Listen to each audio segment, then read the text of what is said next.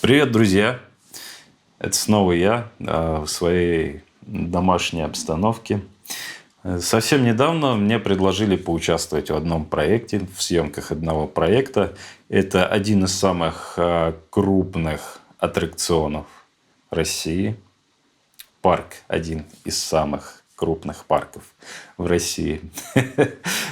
И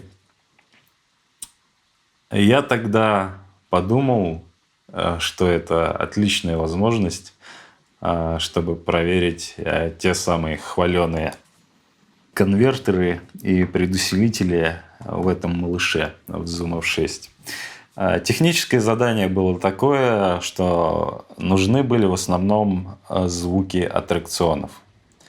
Вот. А динамический диапазон различных звуков, которые там происходят, он на самом деле достаточно велик. То есть от каких-то мелких щелчков, скрипов до огромного шума, рева различных агрегатов, движений самих этих агрегатов, что касается каких-то экстремальных аттракционов, различных горок, всяких каруселей, вертелок, там, я не знаю чего.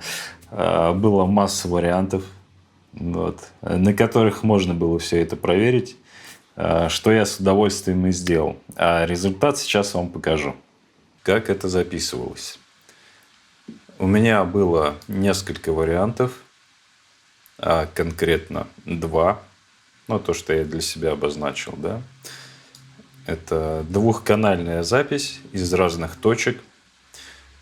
У меня было 4 микрофона. Это 2 пушки Audio-Technica небольшие. Я уже не помню точно модель, но не суть важно. Это можно сделать, в принципе, с любым относительно нормальным микрофоном. Вы получите похожий результат. И петличные микрофоны, мои любимые Voice Technologies. Есть у нас некий аттракцион. Это горка, которая проходит через туннель со всякими там виражами, со всякими петлями мертвыми. И не только. Есть участок, где вот эти вагонетки, они выезжают наружу этого парка, выезжая из туннеля с криками, ссорами и прочим. У меня была задача записать звук этого аттракциона как с людьми, так и без. Записать снаружи вот этот самый участок, где они выезжают.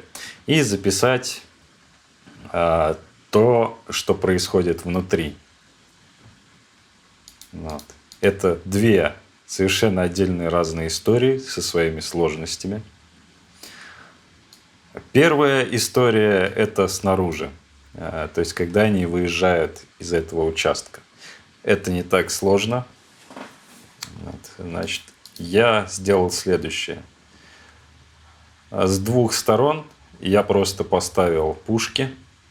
Значит, одну пушку я поставил на въезде. Точнее, нет, уже на въезде.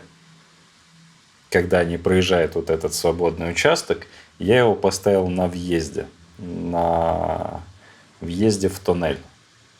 Там я просто вертикально поставил прямо под вот этой дорогой, по которой едет вагонетка.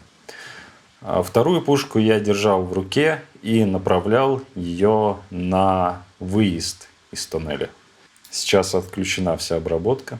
Вот звук на въезде в туннель.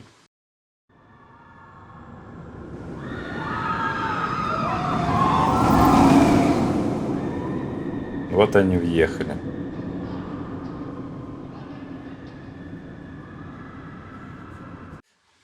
И на выезде из туннеля. Тот же самый фрагмент, то же самое время.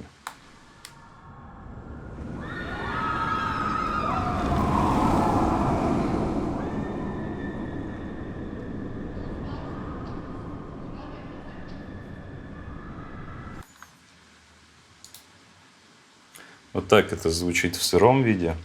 Но, естественно, нас это не устраивает. Нас это абсолютно не устраивает, потому что, ну, что-то там проехало, люди покричали. А нам нужно как-то усилить, наверное, да? Усилить эффект того звука самой вагонетки, чтобы мы услышали, что она проехала. Что это не просто там люди где-то с общим шумом, там, с гамом переместились куда-то, да? Нам нужен дребезг, шум колес и так далее. Это было записано по-другому. То есть, чтобы получить звук аттракциона самого, не какого-то отдельного участка удаленно, да, я сделал следующее. С коллегой он мне помог. Загриповали, если можно так сказать, с помощью тейпа рекордер на сиденье вместе с радиосистемами. И микрофоны закрепили у изголовья этого кресла, на котором едет человек, на котором едет человек и испытывает всякие эмоции. Но это происходило без людей. Вот. Нужен был именно чистый технический звук. И выглядит все это вот так.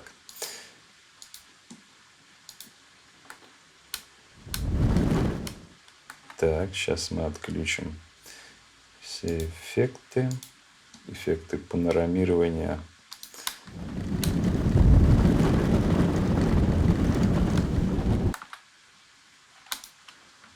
Вот с разных участков. Сейчас я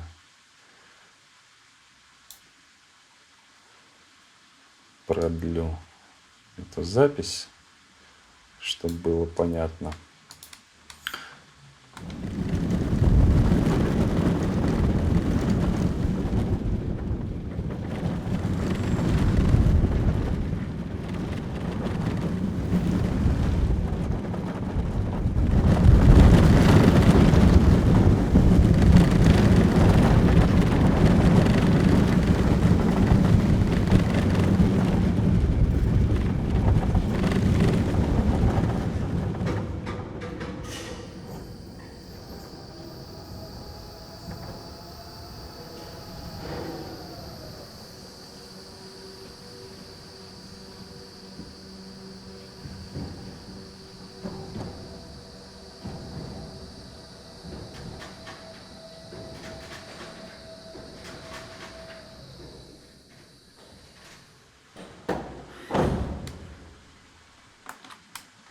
Вот, собственно, это те звуки, которые слышит человек, когда едет на этом аттракционе.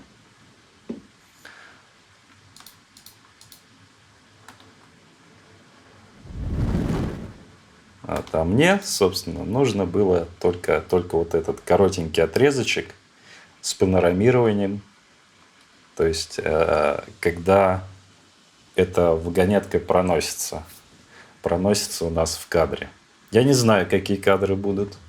Это чисто моя инициатива. Я хочу просто построить сцену в теории, какая она может быть в принципе.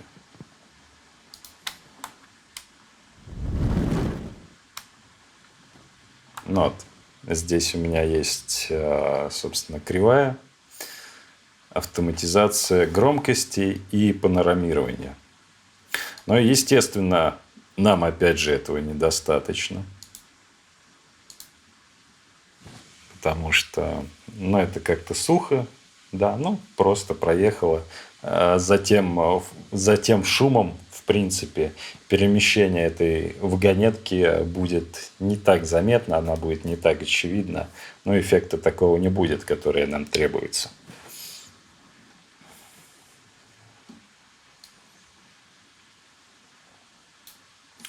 Дальше можно сделать еще некий усиливающий эффект. с помощью всяких синтетических и не очень синтетических звуков, что касается саунд-дизайна. Это всякие вуши, импакты и так далее. Есть здесь у меня два звука. Вот такой вуш незамысловатый. И иной такой импакт в совокупности.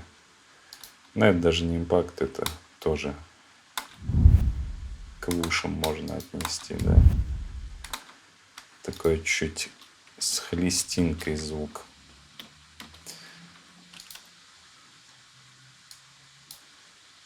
Можно даже его чуть-чуть погромче сейчас сделать.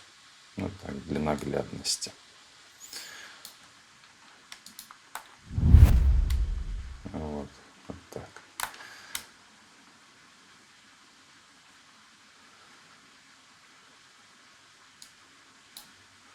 Пускай будет, что называется. Но опять же, там вариантов масса. Можно какой-нибудь бум подмешать, там еще что-то. Вот так они звучат.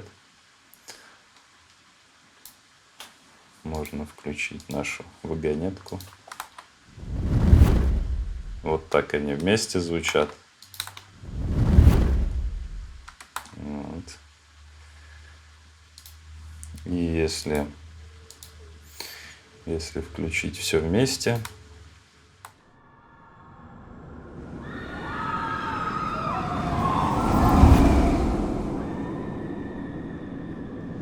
но все равно чего-то не хватает. Не хватает жести какой-нибудь, да?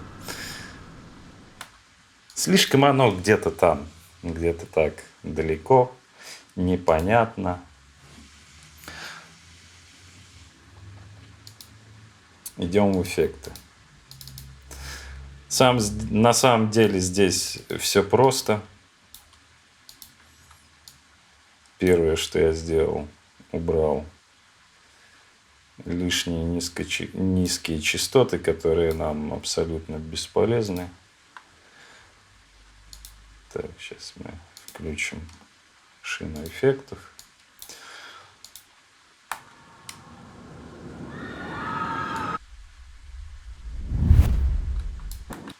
Так, засолируем сначала, чтобы нам было понятно, что у нас происходит.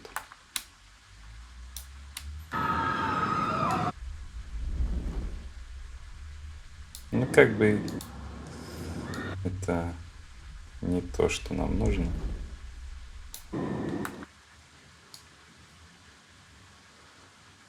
Так.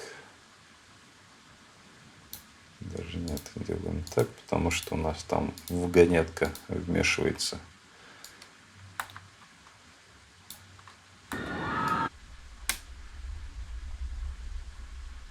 Что-то там прогудело, но оно нам не нужно. Здесь такая чисто техническая правка, потому что там есть... Был какой-то пик такой непонятный, который не относится к делу. Да, и самое важное, сейчас мы снова вернули, да, влево-вправо. У нас есть панорама этих звуков.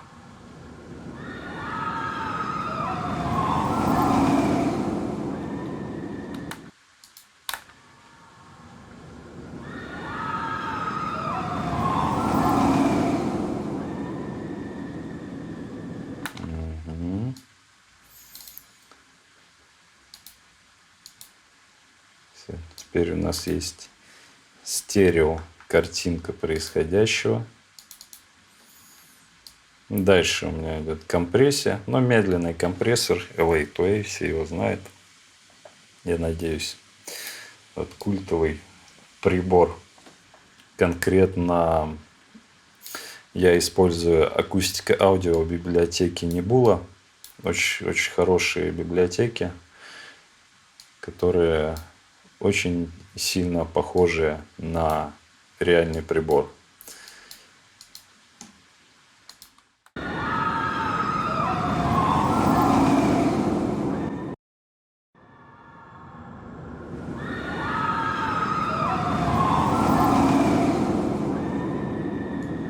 так, совсем чуть-чуть поджал и увеличил громкость. Вот. Я сделал это, ну, помимо того, что он компрессирует, да, немножечко поджимает сигнал, он еще своих дополнительных гармоник добавляет, что делает звук более читаемым, скажем так.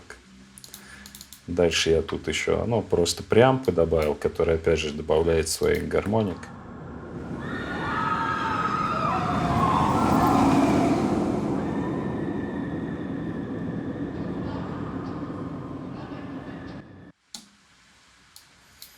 Вот такая история. К этому, на самом деле, можно еще как-то частотно дополнительно обработать, то есть выделить какие-то участки, либо наоборот подавить. Вот это уже будет зависеть от ваших предпочтений и задач. Я же хочу показать только суть. Дальше идем к нашей вагонетке, которая была записана полностью, весь цикл от старта до конца. Вот здесь все несколько хитрее.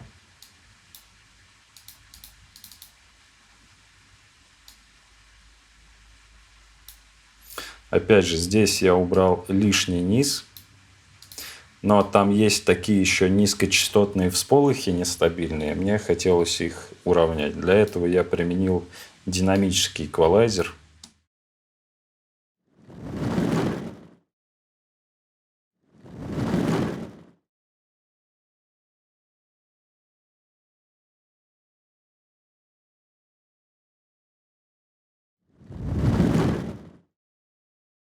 Вот. Но нам низ этот не нужен, поскольку низ у нас уже есть в том звуке, который был снаружи записан.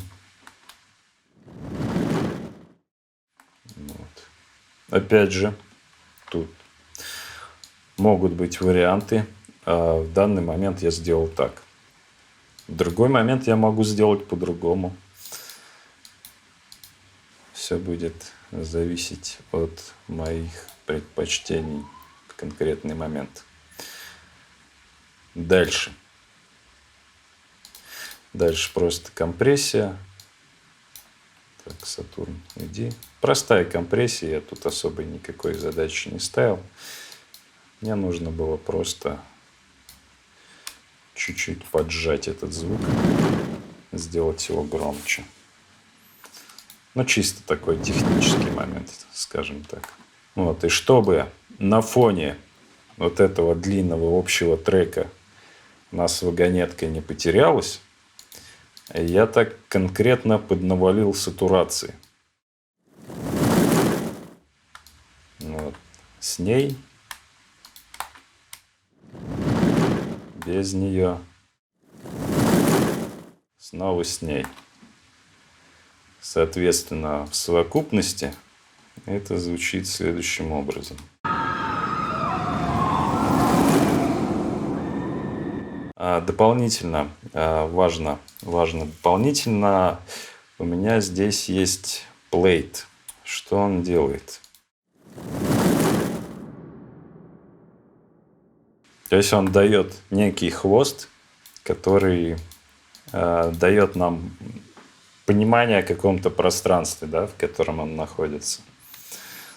Такая вот реверберация. Вот без него. Вот с ним. Плейт у меня идет на отдельную шину. В совокупности к этой истории у меня идет обработка тех самых вушев,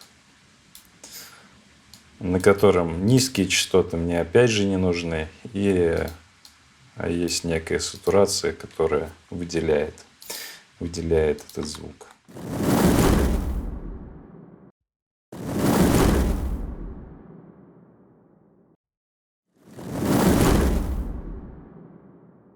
Если понимаете, да, какой масштаб приобретает наша история. Но это еще не все. Есть еще один очень хитрый прием, чтобы всякие спецэффекты, которыми нужно обозначить события, они у нас не потерялись.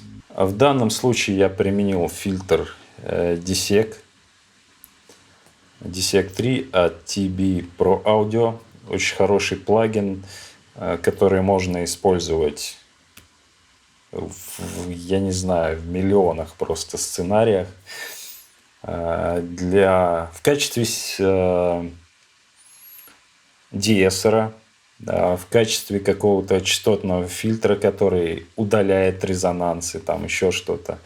В общем, для такой очень тонкой, четкой коррекции звука, в принципе. И без него сейчас я свою работу не представляю. Он у меня в каждом проекте, и очень много вещей я с помощью этого фильтра делаю. В данном случае я его применил в режиме sidechain на основном звуке, то есть вот на том внешнем, и послал сигнал вот этих вушей для того, чтобы когда проносится вагонетка, этот фильтр именно в тех частотах продавливал сигнал в основном звуке, и мы более четко слышали вот эти вот эффекты, спецэффекты. Смотрите, как это выглядит воочию. Ну, визуально так, да? Как это все. Как примерно это выглядит. Все, у меня все эффекты включены.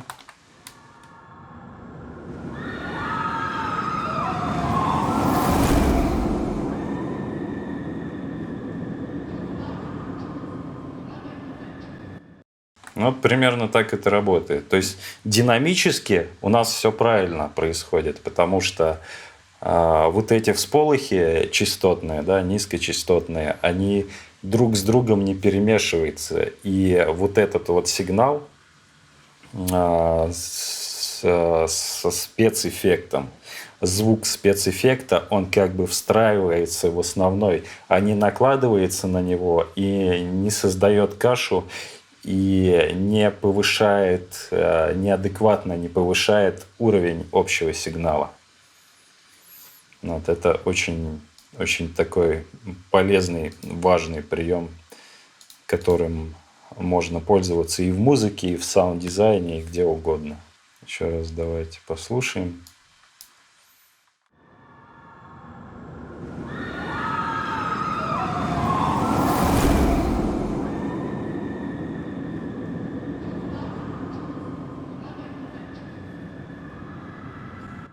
И послушаем, как это звучит без какой-либо обработки.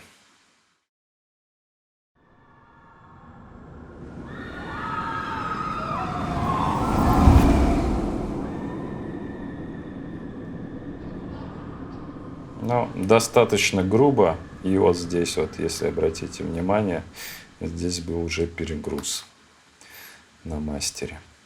Ну и на мастере, кстати, на мастере можно подразогнать эту историю, еще чуть-чуть подкомпрессировать, разогнать на лимитере, совсем капельку, ну и поджать пики.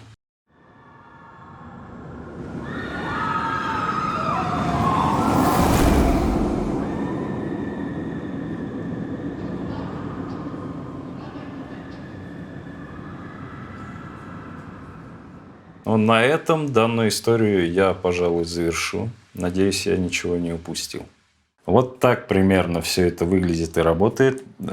Конечно, каждый звукоинженер, звукорежиссер, или как вы себя называете, может сотворить все, что угодно с этими звуками. Вот, и у каждого творца в этой отрасли могут быть свои представления о том, как это можно записать, как применить, как обработать и так далее. Я вам показал лишь свое видение, точнее даже не видение, а один из вариантов, который можно реализовать. Но их на самом деле огромное множество. Вот, и тут все зависит только от вашей фантазии. Либо поставленной задачи от режиссера или заказчика, ну или в целом проекта, в котором вы участвуете. Спасибо за просмотр. Пока.